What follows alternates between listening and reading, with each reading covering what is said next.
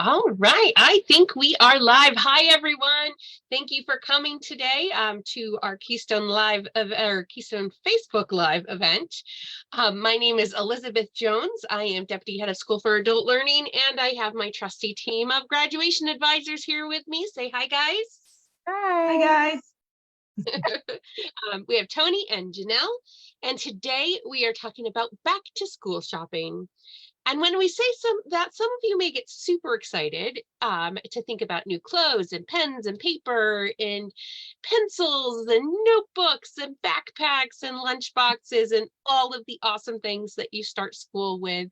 And others of you may get a feeling of dread, whether it's just the back to school component of it, or it's all of the money that you know you're going to be spending on back to school, especially if you have multiple children going back to school and everybody needs something different and all of that. So we wanted to share some tips and tricks with you on things we've learned along the way, because we're all moms and we've all had to buy school supplies for children. Plus, at one point back in the day, we were students who benefited from getting those back to school supplies. So we wanted to share some of those tips and tricks to help you get what you need while not emptying your wallet. So let's share our secrets. Tony, do you want to go first? Sure.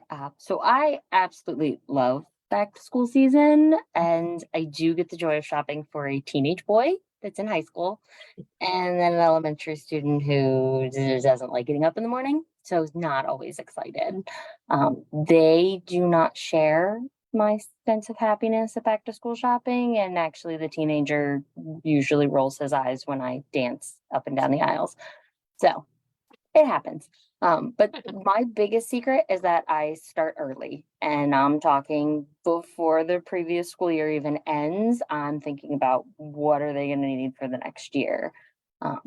What this does is it allows me to, each week use a small amount and to better budget it out. So I'm not standing there, a week before school starts looking at hundreds of dollars going out, but over the course of a couple months, I've, $50 here, $20 there, buying them little things they need. I usually start with their clothes and shoes. I also do this for holidays, just if you need some other tips for other times of year. Buying throughout the year works for everything. And I only buy them what's needed. So I do not get them a whole new wardrobe for the start of school. They get, a first day outfit, picture day outfit, maybe one or, two others in there. A new pair of shoes, because at that point, they always need a new pair of shoes. So just what's needed. I'm not buying them 4 and 5 notebooks that they're not going to use. We pare it down. I'm very fortunate the school district per year buys them most of what they need. So I have very little that I actually provide. But it's there. Besides all those clothes. Yeah. Well, and the teachers, especially for elementary school, they pretty much have a standard list. Hey, can you provide tissues that aren't the coarse ones the school has, sanitizer. So I do usually pick up some of those too.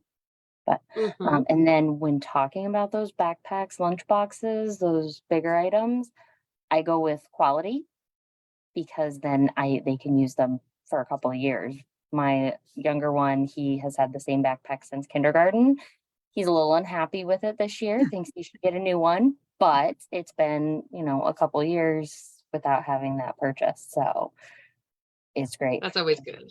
And then you never underestimate the value of a good sale or after season clearance, buying stuff and putting it away and using it later. Yeah. Absolutely. Yeah. Absolutely. So Janelle, what about you? What are your secrets? Okay, so I have 3 daughters and they're much older now. So one's in college, one's in high school. I can tell you back to school shopping for a college student is way more expensive, because that included computer and books for college are way more, and dorm room supplies. Oh yeah. Oh, the dorm last year was crazy. But when I look back at when I had three, I love back to school shopping. And my kids love it. And we really, really, really get into it. But the nice thing about having three is I did a lot of bulk shopping and a lot of hand-me-down between the girls. They're all three girls. And so one thing, kind of like what you mentioned with quality, is when my girls were little, pretty much all our clothes came from Gymboree, which was a clothing store here. A little bit more expensive, but literally my third, who is 6 years younger than my oldest, she has so many clothes because all of those clothes lasted through all three Yes. girls. I mean, she Yes. has so many clothes, and the poor thing has never gotten her own clothes. It's always been hand-me-downs. Everything she has been hand-me-downs. I mean, she's just used to it. So I do like to do that. The other thing that I like to do is I buy in bulk. So Sam's Club, Costco, kind of whatever we have. They don't get to go and pick out like the fancy, notebooks with whatever popular character. I mean, we buy in bulk. I buy the big things of the notebooks and the folders and the pencils and the highlighters and the pens and all that stuff. And then we get home and we just dump it all out, and then they get to kind of go through and pick and color coordinate as much as they can. And oh my goodness, they just absolutely love it. And I also do that with food because I would always make lunches for them. And I'm real big on like homemade Lunchables. I wouldn't spend the money on a Lunchable. On those pre-made meat and cheese snack lunches because they're a little bit more expensive and not the best quality. And so we would buy everything you need to make them, and then we would just make them. I would cut out the cheese and the ham and have those crackers. Wow. And I You had were the That's impressive. Benko mom before And- Benko. Oh, I know. Yeah. So, but we buy all that in bulk, and it was nothing. I could make a week's worth of lunches for nothing. So bulk shopping and handing down. And then I'm used to be, not so much now, but when the kids were little, really big into DIY. So I make their own sunscreen. So for years, I made all of our own sunscreen, deodorant, face soaps, body soaps, lotions. Wow, I didn't know that about you, Janelle. That's cool. Oh yeah, I was like really big. Janelle's house. Bath bombs. I did all that stuff. Candles. You know my address. Christmas is coming. Yep. Our whole house only has homemade hand soaps. I buy in bulk all the containers that I need. And yeah. So hand sanitizer, I made that as well. So I didn't have to buy that stuff. We make it ourselves, and then they have everything they need. And they take little hand sanitizers that we make at home, with them to school. And so I'm trying to think. I was never a good, and still am not, like you were talking about, planning ahead. Never. But instead, we would do everything we could to get everything we needed at the best price at the time, and then get out, share it, and always hand it down. Okay. And now I would say my biggest tip, and I was telling you guys before, I hate to say this because I'm always like, shop local, but we live in a pretty small town. And so the next biggest town that we can go to if we need, anything that's not kind of the normal, is like 45 minutes away. And so now Amazon is my best friend. I have found that they have really good prices. I can get what I need and get it here way faster and way less expensive than if I'm driving down to Des Moines and trying to go to the store and find it and all that. So now that the kids are older and their needs are different, I mean, this year it's more, we need new volleyball knee pads, and we need, like just kind of things that random stuff. Yeah, it's just different now that they're older. I need a car. Yeah, that's not happening. But let me go order that on Amazon for you. Yeah, I wish. Their back to school needs are a little bit different than they used to be. But yeah, I think that's kind of my best tips and secrets that I have for it. What about you, Betsy? So, I mean, I don't think my secret's much of a secret. And you both have kind of touched on some of the things that I was going to talk about. So I have son, I have two boys, one's in middle school, one's in elementary school. They actually just started school today. So we have been packing backpacks, getting everything around for school. My favorite cost saving approach is to shop end of season clearance for the next season. So like in March, April timeframe, I'm on, the online stores of some of our major retailers that I won't name, but, and picking up sweaters and pants and jeans and long sleeve tops and all of that, and winter jackets and all of that for the next season, because you can get them at such a low cost. And then around now, this time of year, like Labor Day sales are often summer stuff.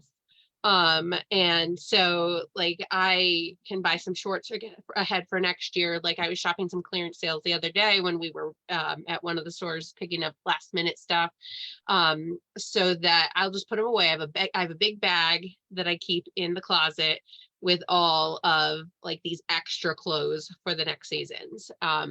So I mean, it works for me because my boys they don't they're at the ages where they don't care too much about what they wear. And I know that's going to change. They will put on almost anything I give them. So that helps. So the other thing I do, like Janelle was saying, is the hand-me-downs. So my older son, we keep his clothes that are still in good condition, use them for my younger son. It's getting harder now because they're just about the same size. So that's a little more challenging. They're wearing the same shoe size now.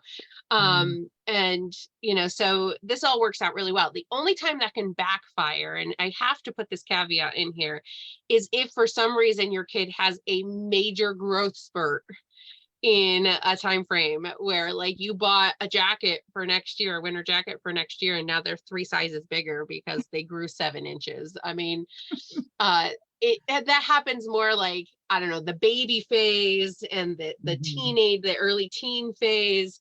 So like with my kids right now, we're kind of in a pretty much of a holding pattern size wise. Like I could just size up the next size and I know it'll be okay. But we got to throw that out there as a caveat. It can backfire a little bit on you. But I mean, that probably works better for boys too than it does girls. I mean, because I mean, like I said, my kids don't care what they wear really, because I feel like from year to year, my girls' styles would drastically change. I mean, just and that's true too. Like my kids don't have much of a style. They're young boys. Yeah, they're young boys. They don't really care. I mean, as long as they're clean and it fits and it somewhat matches. Like my younger son thinks his definition of matching is the same exact color on top and bottom, which is interesting. We're working on that we can mix it up a little bit. Doesn't have to be identical colors on top and bottom. See, we had a relatively popular dog show in pants and dinosaurs on skateboards on top yesterday. So my little one, he doesn't care. He'll wear whatever. If it's pants and shirt, it goes together. That's that.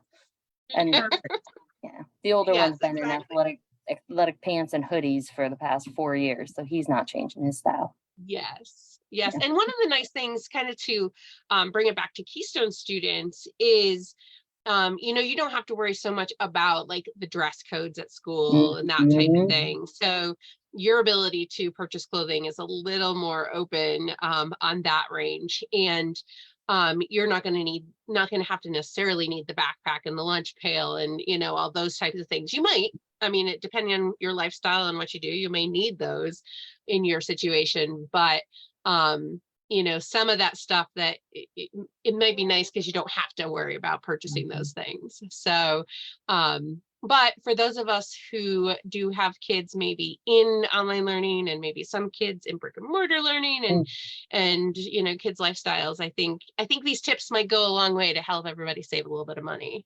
So, well, and the Keystone tip, you can always watch. We sometimes do back to school discounts.